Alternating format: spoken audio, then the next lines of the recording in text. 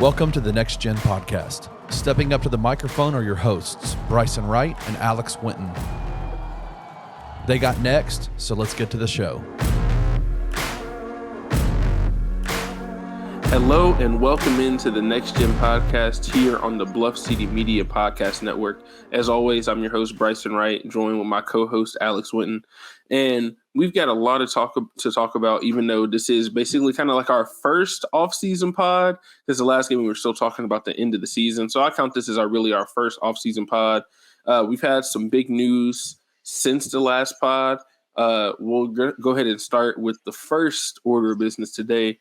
Is the all defensive teams were dropped, and we had two Grizzlies on the all defensive team, starting with Jaren Jackson Jr. on first team and Dillon Brooks made second team. Rest of the teams were Brook Lopez, Alex Caruso, Evan Mobley, and Drew Holiday for first team. Second team was Bam Adebayo, OG Anunoby, Draymond Green, Derek White, and then, as like I said, Dillon Brooks. So good for the Grizzlies. I mean, they had a top 5 defense all season, especially once Jaren came back. So I think it makes a lot of sense for them to get two players on the all defensive teams. Jaren was a lock. I mean, he won Defensive Player of the Year, so you knew that he was going to make that. But I think it's also good for Dillon too. Yeah, I think with Jaren, obviously, usually those guys are locked. I know there have been a few times where like a defensive guy, like a defense player has made first team. I think it's like a couple. I think it was Marc Gasol. Yeah, Marc. Marc was one of them. I know Marc was one of them. But yeah, I think this is Jaren's second year in a row. When I look at everybody else, I mean, there's a few actually not a few. There's a lot of first timers. I mean, Dillon, OG, Derek White, Evan Mobley. Obviously, Drew made this is 5th. Draymond's 8th. So you got a few guys that have been there. But yeah, it was good to see Dillon and Jaren get there. Especially, obviously, I know this is like a regular season thing, so some people worried that, or not really worried, but there was conversation that people like Dillon might miss because of the playoff performance, but really there wasn't. I didn't really worry about it because a lot of this is done right at the end of the regular season. And, I mean, regular season-wise, like you said, defense was top 5 for majority of the year when Jaren got back. And honestly, still was a good defensive team in the playoffs, obviously holding up. But, you're usually, especially when you have Jaren like him as a defensive player of the year level player. Well, I mean, he is a defensive player of the year. But my point is, when you have a talent like him, you're probably going to always have these. Oh, you might have an extra 1 or 2 guys on the defensive team too. Not to say like Dillon didn't do anything either. Like he had some play in it, obviously, but like it always is going to help. You're going to see a lot more guys or like teams having this type of success. Where you have like 3 or 4, I'm not saying 3 or 4 guys, but like 2 or 3 guys on the defensive team, like the Bucks have had, with like Drew, Brook, Giannis over the last 3 or 4 years. Yeah, I mean, I don't know who else would be. I know that Desmond Bane actually got a singular all defensive team vote, which I didn't really see that. But like honestly, even as a person, even though he's a solid Bane fan, like he's a solid defender, but that did shock me. But starting with the 2 guys that actually made it, we got to start with Jaren because Jaren Jackson Jr. actually made history officially. He's the youngest player at 23 years old to have multiple first-team all-defensive nods and a Defensive Player of the Year at just 23 years old. I know he got drafted when he was 18, so that does help him a little bit. But it's still just insane to think about that he hasn't had a fully healthy season, and he's already done that. Like he's missed part of every year going back and missed most of a full season going into his 3rd year. So this is a dude who's missed time and he's still on track to have a really good, really a historic defensive career if he continues. Because if you look at the way he's playing and the way that the Grizzlies defense is, the way that it works, he is going to get many more of these. Like this is not the last time he's going to be first team on defense. It's probably not the last time he's going to win Defensive Player of the Year either. So to already be at this point at such a young age, it's really setting him up to have a historic a defensive career, just in terms of accolades. Not to say that he's going to be the greatest defender ever or anything like that, but he at such a young age, he's putting himself on a pedestal with very few other guys that have ever done stuff like this. And it's really cool to see. Also, 2 years in a row leading the NBA in blocks per game. That's huge too. Back-to-back block champion. So shout out to him for a great season. And I'm glad that he got the respect that he deserves. Yeah, I am too. as you were talking about, like the resume, I'm not saying resume is crazy, but by 23 is looking pretty good. I mean, I tweeted back and somebody said something like Jared's Hall of Fame resume loading. And it was funny. And then I just listed off the accolades because, he got an all-star, defensive player of the year, like you said, 2-time block leader, 2-time first team on defense. And that's about 23. And that's, like you said, in terms of being healthy, he hasn't played a full season. His healthiest season was last year. But even this season was his second healthiest in 63 games played. Because it was 58 games, 57, 11, then 78, then 63. So, and again, like a lot of these, like, and the thing is, he can be so much better. That's the thing. Like, even though he's really good defensively, like, he took a leap even in this year and still has stuff he can clean up. Like, he can still be a better rebounder. He could probably still be a better perimeter defender on certain aspects. Obviously, can clean up the fouling a little bit. Because to stay on the floor and not go for every block still. But obviously he's going to go for blocks. Like, that's going to happen. Like, I'm not saying this, again, his foul rate's not going to be like 2.5, probably always going to be in the threes. But it could, instead of being 3.8, it could be 3, like right at 3. And that's such a game changer that could get you from 28 minutes to 32 minutes. And then if he's already getting 2-3 blocks at 28 minutes per game, I can only imagine what he could get at 32 minutes. You know what I mean? What type of records he could get. So yeah, he's gonna break a lot of defensive records, obviously, with the Grizzlies, just because he's been here, like you said, since he was 18, basically, or 19 coming in. So a lot of his records by then, like not only him, but you got Bane, Ja, they're gonna have records of their own too, as long as they're here. So, but for Jaren, it's gonna be like not only franchise records, but he'll probably have some NBA records because I mean he was the second youngest defensive player of the year. So like I mean. And he's probably not, like you said, this is probably not going to be the last one. I mean, because again, like he's 23. So, like I said, I mean, listen, and we've seen in these playoffs at least a little bit, like the rim protection changes the whole complexity of it. Like I know people are talking about, us against the Lakers, but like AD is still showing like that rim protection is always going to be at a premium. It's always going to be. So when you got somebody like Jaren on your team, you're always going to be at least healthy. You're always going to be a contender year in and year out if you're building the team correctly. So, this is only the start.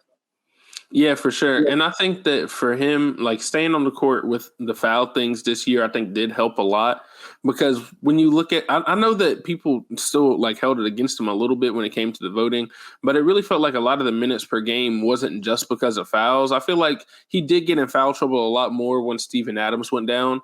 But when they were playing with another traditional center, I felt like he really didn't get in foul trouble a lot until after Steven Adams went down. So I think that was a positive. I think that he's gotten better in that aspect, and that's just going to continue to help him. Like you look at this year, even though he played less games, I think he played, 15 less games? He broke his record for franchise record for total blocks in 15 less games. So it's like that shows you what just staying on the court can do for him, even in less minutes. Like he did not play as much as he did last year, and also being smarter about when to go for blocks. And I think you saw like it was almost like there were some times when he backed off, but it was like every time he went for a block, it felt like he got it most of the season.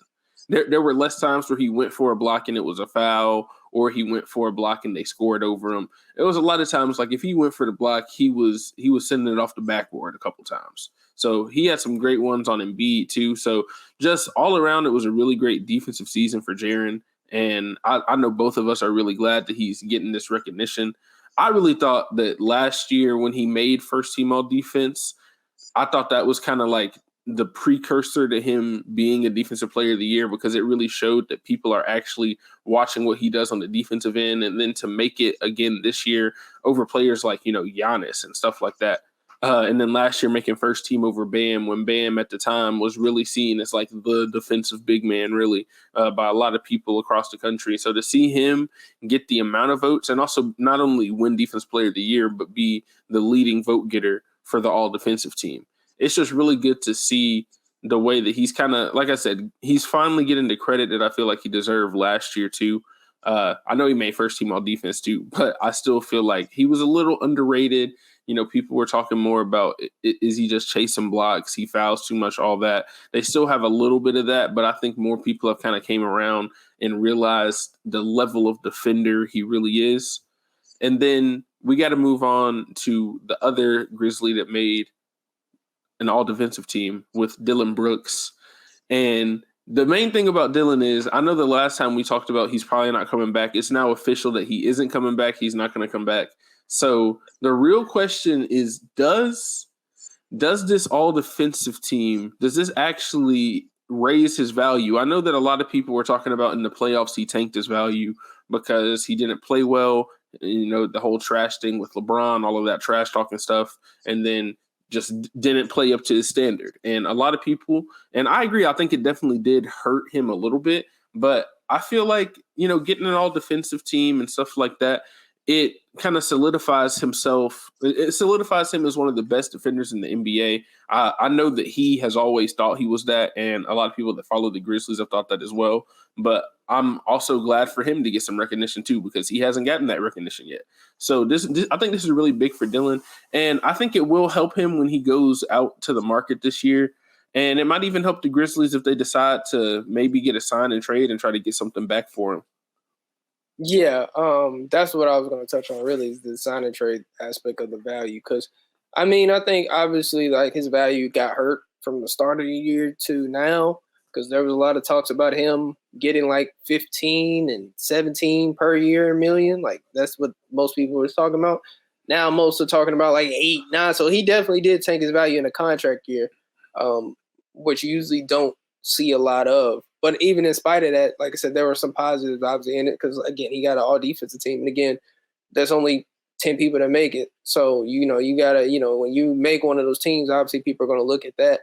And but when you talk about his value, I think if the Grizzlies and his team, obviously his agent, do decide on a sign and trade, I mean, you do have some type of potential to make some deals. I think, I'm trying to think of one team, but maybe like a Detroit could need a guy like him.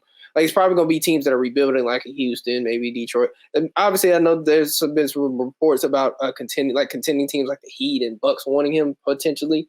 That's like just, you know, what people are just guessing. Obviously, sports books are making stuff like that up, like, you know, who's the next team, stuff like that. So, but like, you know, you can have those type of teams like I said with Detroit, where they got like a guy like Alec Burks.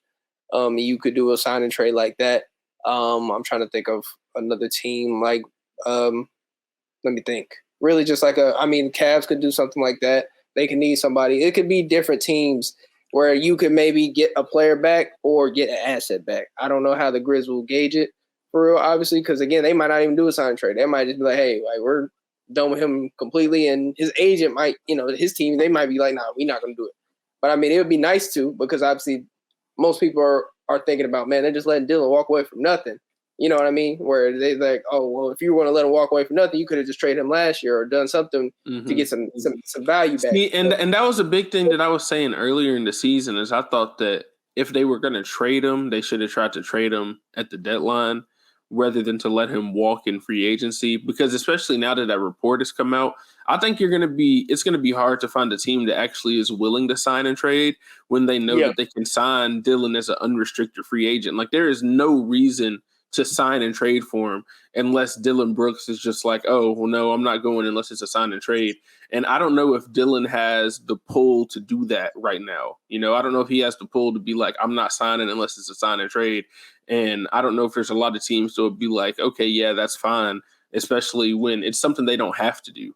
So I that's why I feel like the whole under any circumstances thing that came out with the Shams Charania report, I was like, it doesn't make any sense. People were talking about, is that on the Grizzlies front office? It would make no sense for the Grizzlies front office to release that. And if they did release it, it was stupid of them to do it. But that's why I'm like, it would not make any sense for them to release that because it loses leverage with these other teams. So if these other teams now know, oh, there's no way Dillon Brooks is going back to the Grizzlies, well, there's no reason to sign and trade for him then. And I think that is something that could hurt. It could hurt the Grizzlies in the long run, not getting anything back for Dillon. But if they continue to make the right moves around that, I think that they can still supplement that. But it would be really nice if they could get something back for Dillon. It just doesn't seem like that's going to be the case right now. Yeah, because my thing is, to your point about that report, it showed me, I'm going to just talk about it real quick. It showed me that nobody, and I get it, we're the Grizzlies, so most people, even though we're talked about most people are not keeping up with us like they should. It just told me that nobody like listened to the exit interviews because there was a narrative going around that the Grizzlies were trying to blame Dillon as like the scapegoat. When clearly the 5 most important people in the franchise, the GM, the coach, and the 3 best players, all took accountability and were like, hey, we got to be better as leaders, players, individuals, as a team. Like they were all saying at the whole press conference. Like they were saying that the whole time. So nobody was really, and even in that article, in that report, Sham said that Dillon and his agent and the Grizzlies front office agreed to sit mutual ways. So why is that not the headline? Yeah. Like that just doesn't make any sense. So like, of course, like, you know what I mean? Like it just seems like they obviously made it that way to push whatever agenda or narrative they had. And so people just ran with it. You know, Kendrick Perkins is running well. The Grizzlies are doing it wrong. And people on Twitter I'm like, bro, like the Grizzlies wouldn't usually do that. Like they didn't want that to get out. Like even Tim McMahon was saying that. Like he's saying like they pretty sure they probably didn't say that. Like they wouldn't want to tank value. Like they're not dumb. Like they obviously are not that dumb to that point. They built a good team. I know there's some luck involved, but they had to build this team. Like it wasn't like they just, had Desmond Bane and Ja Morant on the roster and all that. Like they had to build this team, so they're not that dumb, to do all that. So, but I would like to see us get some value from Dillon, but I'm not going to be like shocked if we don't. Like I won't be like losing sleep over it or anything. Like I'll be like, okay, like it is what it is, because they got enough assets to still make moves, even if you don't get assets from Dillon, like going somewhere else. Yeah, for sure. And they still have the other assets that if they need to make some moves. And I think that's why it's less worrisome. But talking like from Dillon's standpoint, I do think everybody made the jokes and stuff in the playoffs. Like I get it. He played bad. But I think that most NBA teams and front offices do understand that he does provide value. Like he's a valuable piece, especially when you look at the small forward market this year from a free agent standpoint is really thin. Like there's not a lot of guys that are really open that are free agents. So there's a lot of people that you would have to trade for because a lot of them are under contract. Dillon, honestly, if you really look around the league, he might be the best small forward that is a free agent. Like he might be the best one. I mean, when you look at the numbers, as much as he did have a bad postseason, in the regular season, we saw him not this year, but the year before, he was averaging like 18 a game. So this is a dude that has shown he can score consistently in the NBA. He can be an all NBA level defender now. You can take that into negotiations. So I do think that the all NBA, it'll help him in his negotiations. I don't think it's not going to like skyrocket his value or anything, I don't think. But I think it's just something that he can bring into these negotiations and maybe be like, hey, I'm an all-NBA defender. So regardless of what you think about what he does on offense, he can go there and be, I am one of the 10 best defenders in the NBA voted by the media. And that means something in today's league, especially when it's such an offensive league. I think it really is important to be a person who kind of like hangs your hat on defense. And I think that's the biggest thing as to why, even though Dillon did play bad, a lot of people are still worried about, well, if he's not going to be there and the replacement has to be of that same level. And I mean, you look at one of the replacements in a possible replacement people have talked about in OG Anunoby also made the all defensive team. So that could be something that could also help us. And if you're talking about somebody who can replace him, well, this is another guy who made all defense. So that's something, just another thing to point out about OG too. But that's a topic for another pod because we could go into that forever. But before we move on to our next topic, just shout out to Jaren, shout out to Dillon. I know Dillon is on his way out. Shout out to Dillon for as much as you want to say about Dillon, that man played his heart out every single possession. He might have missed shots. He might have taken some bad shots at times, but I never questioned his will to win. Like you could tell that he was always out there and he always did his best. And I don't think anybody should really have hard feelings for Dillon. I know that people are going to get their jokes off, but like this is a dude who was really important. And Alex gonna get his jokes off too. I'm gonna get my jokes off. But he always played hard. He did always play hard. I can salute that. He always played hard for real. Like no fun. Like all seriousness, he always played hard. So I never had to doubt about that for real. For sure. But the next thing we got to talk about is all defense came out, but we also had all NBA and we got to talk about Ja Morant did not make All NBA. Now, both of us said that we weren't sure if he was going to make it. I was leaning that he wasn't going to make it, but this is what I'll say. Was Ja Morant snubbed? I say yes, because if you look at his numbers, he was good enough to make All NBA.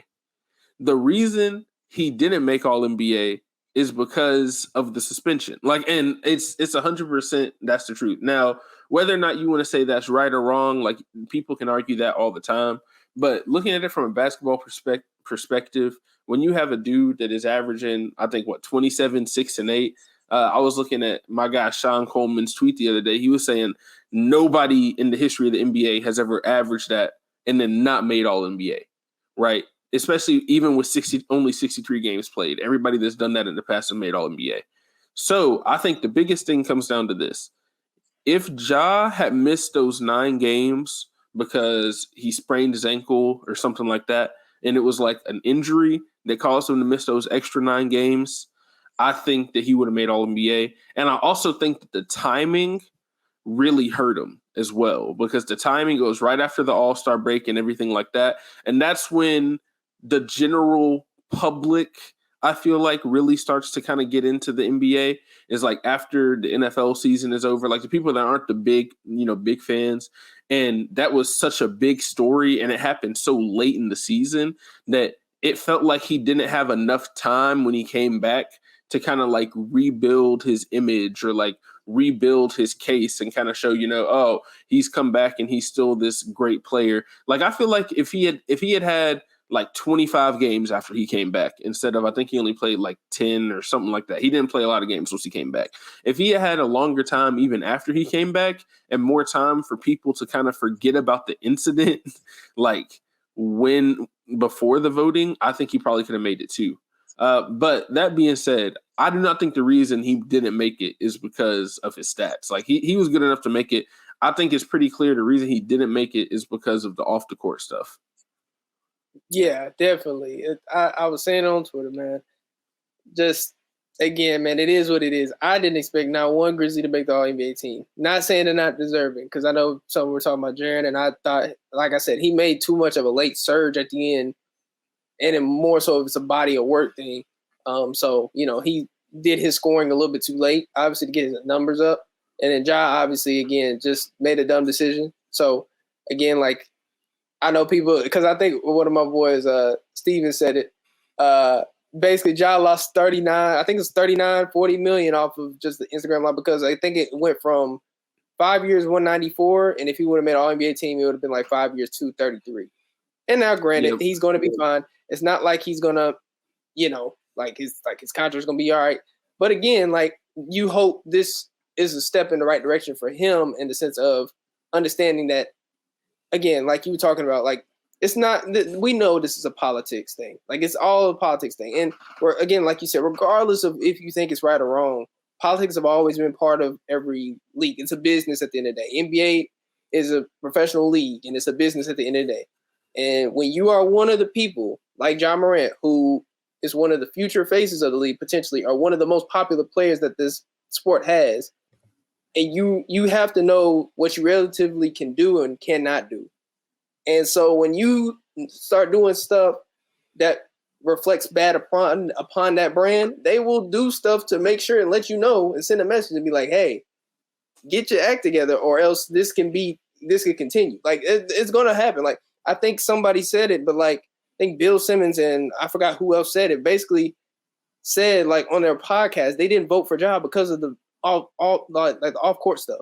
Because we know if he didn't have the off-court stuff, he would have got Dame's spot. Like, I'm just being real. Like, he would have got Dame's spot on third team. Like, for sure. No question. I mean, honestly, I think he probably could have made second team. Well, let's just go through the teams, right? First team, Shai Gilgeous-Alexander, Luka Doncic, Joel Embiid, Jason Tatum, and Giannis. Second team, Steph Curry, Donovan Mitchell, Jimmy Butler, Nikola Jokic, Jaylen Brown.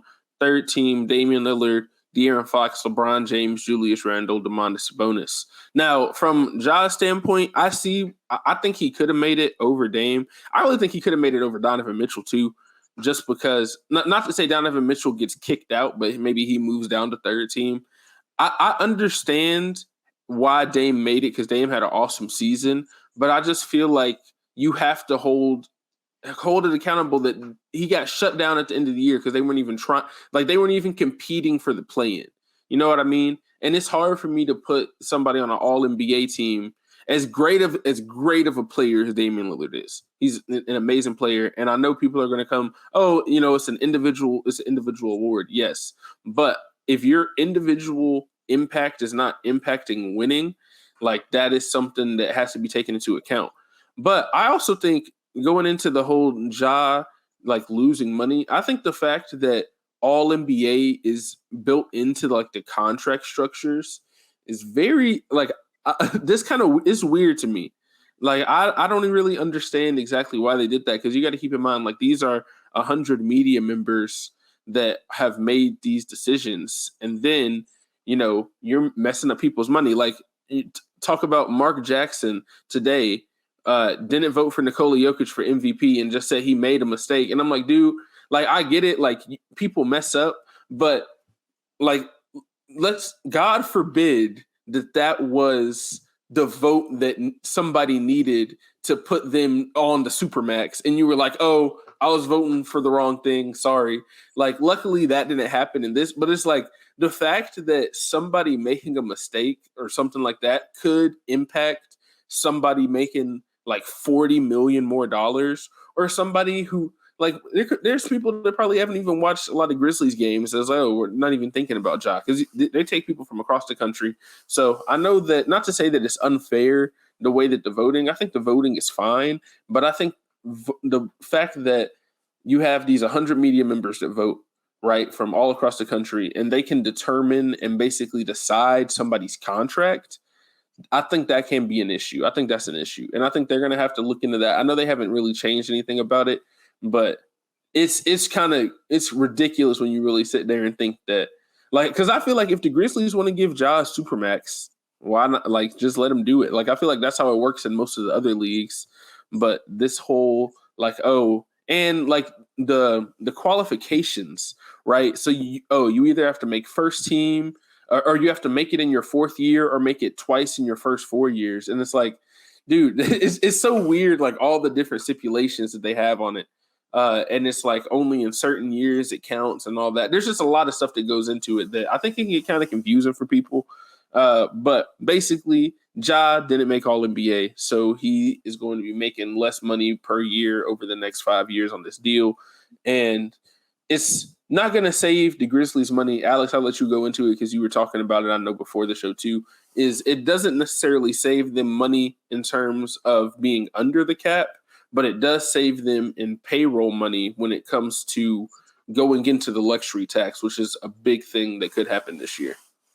Yeah, so basically what I was talking about on Twitter, because I was saying Kleiman needs to, be serious and do some more moves this summer. What I mean by the money, you have more money, it's not necessarily they're going to have more money to spend. They're going to have the same money, like MLE money, and their cap, and they're still going to make a trade to match salaries. But let's just say, hypothetically speaking, they make a trade for, I don't know, like a OG Anunoby. I know we keep bringing him up, but he just makes a lot of sense. So I'm sorry for all these OG Anunoby theories, but like just he works for this example. Let's say, because he's a free agent next year, right? So let's say you get OG Anunoby on this team. Probably if you get OG Anunoby on this team, they probably don't have a deal worked out in terms of an extension, because they're not just going to trade for somebody for 1 year and give up a lot of assets for him if they know he's not going to stay. So with that being said, they're probably going to have an extension already lined up. If he might get paid a lot more money, because obviously we'll have his bird rights and things of that nature, but because of Ja getting underpaid now, and also you underpaid Jaren because he's on declining money, and we also don't know how Desmond Bane's contract going to turn out. Obviously, he'll get somewhere like Tyler Hero, Jordan Poole, like that type of money. But even then, in that aspect, like they'll probably dip into the tax, but it won't be as big of a tax bill as some other teams. And my thing is, I'm not saying they got to have a big tax bill. Like I got it up right now. Luxury tax wise, they don't got to be the Golden States and the Clippers of the world. Like they're paying $169 million and $140 million in tax. But when you go through this number, like the luxury tax, like the teams that are in it, five of the 8 teams that are in the luxury tax, like, are still playing right now. Like Denver, Golden State, Boston, LA, Phoenix. Like, and now granted, some of it can't be controlled by the Grizzlies because of their just team being young, but Kleiman really hasn't spent money like that crazy in the free agency. He's usually taking on money to get assets. Like he's taking on like Steven Adams contract to get to move up. Or like when they had to take on Solomon Hill's money, like stuff like that. They usually take on money instead of spending it. So I would encourage them to expend the money now because this is a perfect time to improve your roster. Because once you start getting all those contracts kicking in, the first three guys, like Josh's contract kicks in, I think next season or the season after. I think it's next season. Jaren's already kicked in. Baines will be the season after. So once they contracts are all kicked in, you're not going to have that much flexibility anymore. Now you're going to really have to depend on what you've been doing is drafting guys and making sure, drafting guys at like back end of the rounds, which I trust them to do. They could draft 30th, 45th. Like I still think they'll get a good player. But my point is your margin of error gets slimmer. So you want to take advantage of this offseason and possibly the next offseason to really improve your roster while you can. Because again, you can't be cheap. And now I know we said, Robert Pear has said he's willing to spend money. He's like, I think the second richest owner. So I'm not worried about him spending money, but I am saying like, hey, like it's that time to do it. Like you can't just say, oh, we're going to be under the tax or this and that. Like it's about time to reflect. Like who's going to win? I think the last 2-3 teams that have won the championship were luxury taxpayers. Like it just is what it is. It's part of it. You got to spend money to win in this game. That's the game. So, I advise the Grizzlies to spend wisely. Yeah, definitely. Yeah. And I think that they will. I think Robert Pear, like we said, he has said in the past that he will be willing to go into the tax when it comes time. And now is the time. And I think that, Ja getting snubbed is as much as, you hate it for him. He's going like you said, he's going to be all right. He's going to get his money. He's still going to get his money. I mean, he's still going to be making $194 million over the next 5 years. He's still going to be one of the higher paid players in the NBA. And I think that just overall, it should be more fuel for him, not just in terms of, to get better, but also fuel for him to kind of remember like what's at stake when it comes to some of this off the court stuff.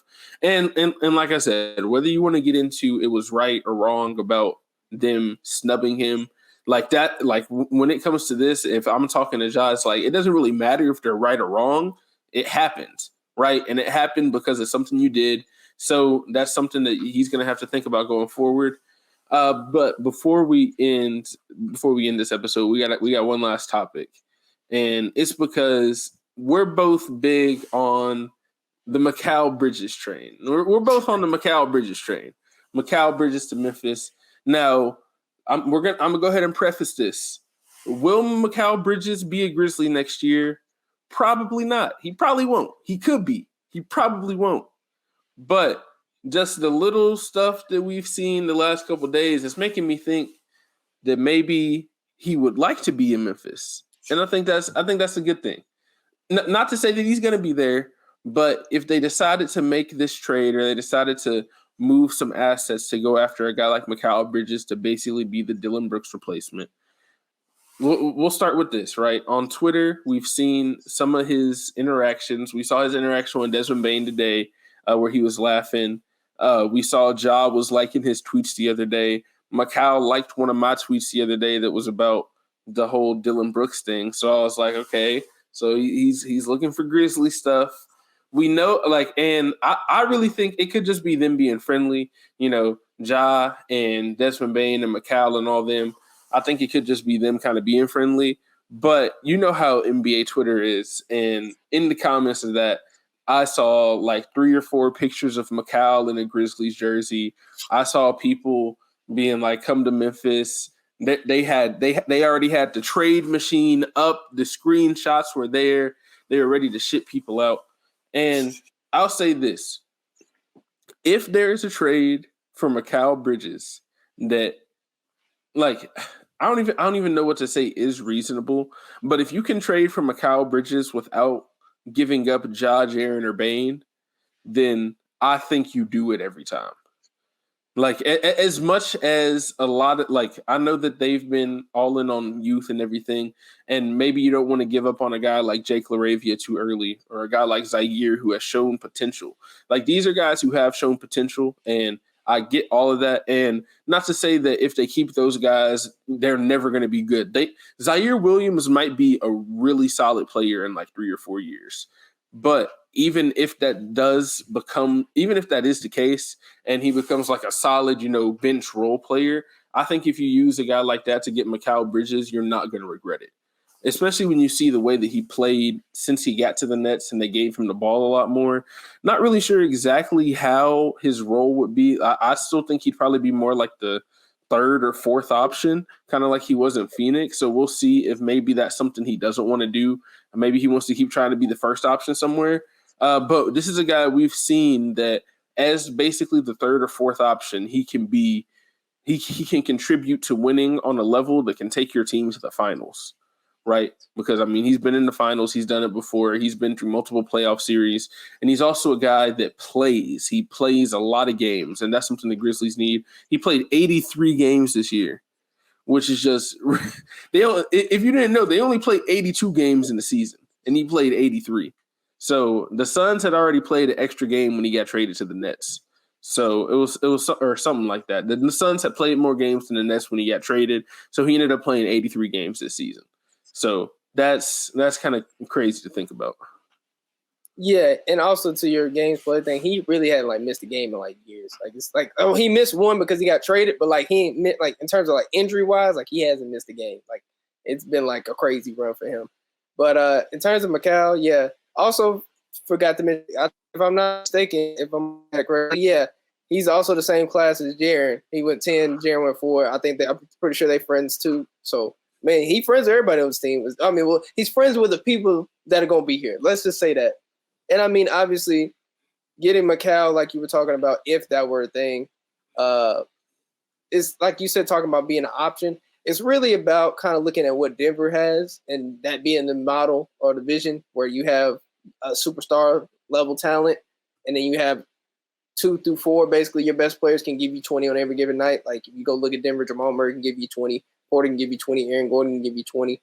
That would be the kind of division that you would have with Ja, Jaren, Bane, and Macau, or whoever they get at that 4th spot. That would really be the vision, or should be the vision for them. But Macau would be great. Obviously, because he's already proven, a guy that obviously the impact of winning. He's made a first team all defense. So he's an all defensive player. And he's older, but he's still young. So he fits the timeline. It's not like he's old, super old. He's 26. You know what I mean? So he's right in the prime of his career. And obviously he's on a good contract too. He's on a Jaren type contract. I don't think his money's declining, but I think he's only making $20 million a year, for the next 3. So they probably would have to give up a lot of assets to get him. But I forgot what the saying is in terms of the picks on Twitter. People be telling forget them picks, basically. That's basically what it would be.